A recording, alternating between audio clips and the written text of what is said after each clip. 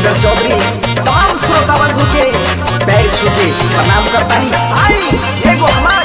नया और शानदार मैथिली के धमाकेदार सॉन्ग सुनी जाए।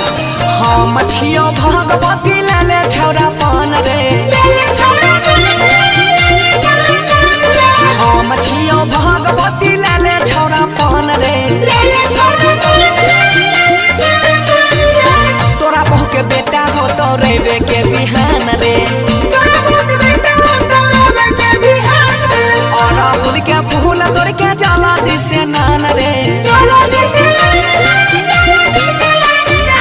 तोरा बहू के बेटा हो तो रेबे के बिहान रे।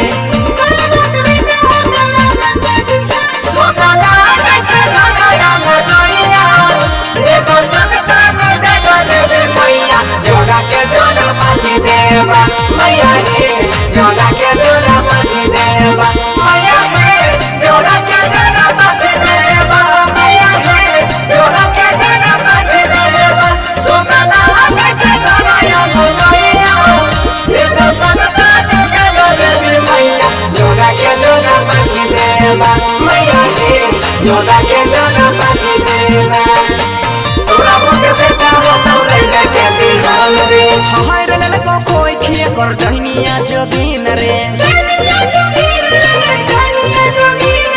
महार ले को मोतिया सोनी चोर के दिन रे,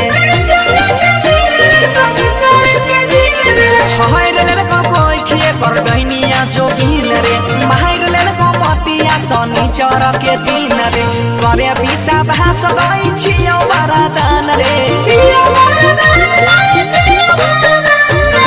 तोरा बहू के बेटा हो तो रेबे के बिहान रे। के बिना देवी मैया हमरा हमर सुनार छै, एगो बड़का के बिना देवी मैया हमरा हमर सुनार छै, तोरा बहू के बेटा हो तो रेबे के बिहान रे, तोरा बहू के बेटा हो तो रेबे के बिहान रे। गछने जे रही दैले परतो जोरा पाठी, बहन बड़ा साथ संगे एगो नया लाठी, गछने जे रही दैले परतो जोरा पाठी, बहन बड़ा साथ संगे एगो नया लाठी, भगती करै छी हमर देवो सनातन रे, तोरा बहू के बेटा हो तो रेबे के बिहान रे, और राहुल के फूल तोड़ के जला दिसे नान रे,